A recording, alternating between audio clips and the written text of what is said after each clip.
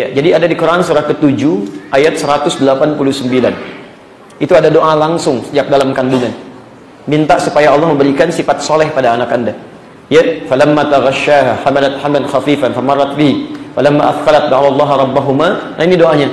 La in ataitana shalihan lanakunanna minasyakirin. Tatkala suami istri mulai berhubungan, kemudian istri mulai mengandung, kandungan lemah sampai berat, semakin berat pasca kelahiran, ya maaf menjelang kelahiran, maka kedua suami dan istri maksudnya mereka mulai memperbanyak doa kepada Allah. Da'awallaha rabbahuma, lihat ini doanya. La in ataitana shalihan lanakunanna minasyakirin. Ya Allah, sungguh jika Engkau berkenan, ya Allah, anugerahkan sifat saleh. Anugerahkan kami anak-anak yang saleh. Kami akan sangat bersyukur dengan itu semua. Kalau bahasa perempuannya, ya Allah, mohon ganti rasa sakit yang saya alami dalam kandungan ini, termasuk saat melahirkan, dengan lahirnya anak yang saleh. Dengan itu saya bersyukur, ya Allah. Kalau Anda seorang suami, ya Allah, mohon ganti rasa sakit istri saya yang telah ia alami saat ini, ya Allah. Dalam kelahirannya, mohon ganti itu semua dengan hadirnya anak yang saleh. Kami akan sangat bersyukur dengan itu, ya Allah. Sifat saleh. Siapapun namanya, apapun pekerjaannya, kalau dia nanti jadi pengusaha yang soleh, dia jadi diplomat yang soleh, jadi guru-guru yang soleh, sifat itu yang melekat pada dirinya. Kemudian sifat soleh ini kemudian diwujudkan dengan satu, ketika dilahirkan, terutama sampai hari ke-7, berikan nama yang sesuai. Nah, nama terbaik ini kalau Anda bertanya, apa nama yang cocok? Sekarang kembalikan dulu ke harapan Anda, mau jadi apa anak itu? Ya, kan sifatnya bisa beda-beda. Bisa beda-beda. Misal Anda berharap dia jadi penghafal Quran, Anda berharap bisa jadi misalnya dia penafsir Quran, maka bisa kita berikan nama yang baik, misalnya hamilul Quran, hamilatul Quran, kan? Kemudian kalau Anda ingin dia misalnya dekat dengan sunnah Nabi, kan? Kita bisa berikan Habibatul Mustafa dan sebagainya. Dia ada kalimat-kalimat yang bisa kita hadirkan dalam rangka harapan-harapan Anda ingin seperti apa nih jalur anak-anak Anda ini. Anak pertama, kedua, ketiga. Paham sampai sini? Tapi ada nama-nama standar yang sangat dicintai oleh Allah Subhanahu wa taala. Pertama, nama-nama penghambaan pada kalimat tauhid. Abdullah, Abdurrahman. Itu nama-nama yang sangat dicintai. Yang kedua, ada nama-nama sifat-sifat kebaikan. Seperti nama-nama anbiya, para nabi, ya. Boleh sebagai tafaul, keteladanan. Anda berikan nama misalnya Muhammad, ya kan?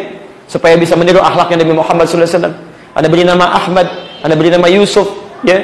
Walaupun gantengnya tidak seperti Yusuf keadaannya, tapi sifatnya bisa seperti itu. Ujian-ujian dan sebagainya. Anda beri nama Ibrahim misalnya dan sebagainya. Jadi sebagai tafaul di situ gak ada masalah.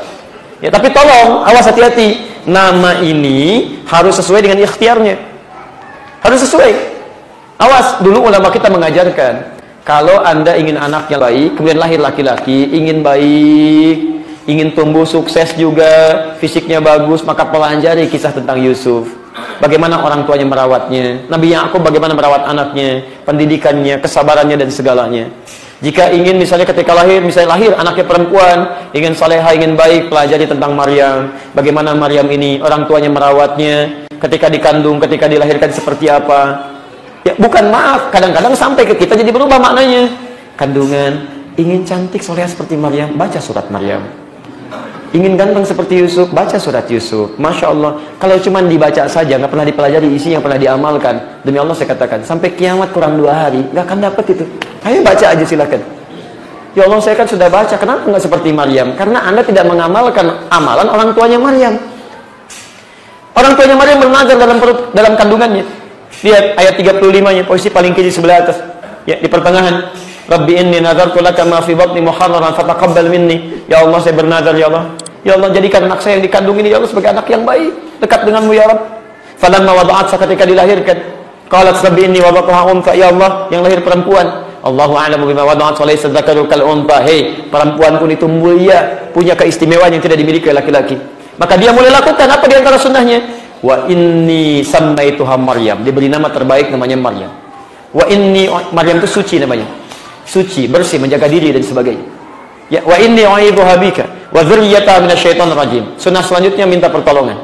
Sunnah selanjutnya carikan guru yang baik. Sunnah selanjutnya cari tempat sekolah yang baik. Makanya oleh orang tuanya dicarikan pengajar yang baik. Nabi Zakaria, orang paling soleh, dekat dengan Allah, ilmunya banyak, tempatnya juga bagus, mihrab. Maka doa, kemudian bersanding lurus dengan ikhtiar, hasilnya fataqabbalaha rabbuha biqabulin hasanin wa ambataha nabatan hasanan. Maka dijaga oleh Allah Subhanahu wa taala anak itu sejak dilahirkan tumbuh sampai dengan dewasanya. Bahkan rezekinya pun Allah langsung yang tentukan. Itu poinnya.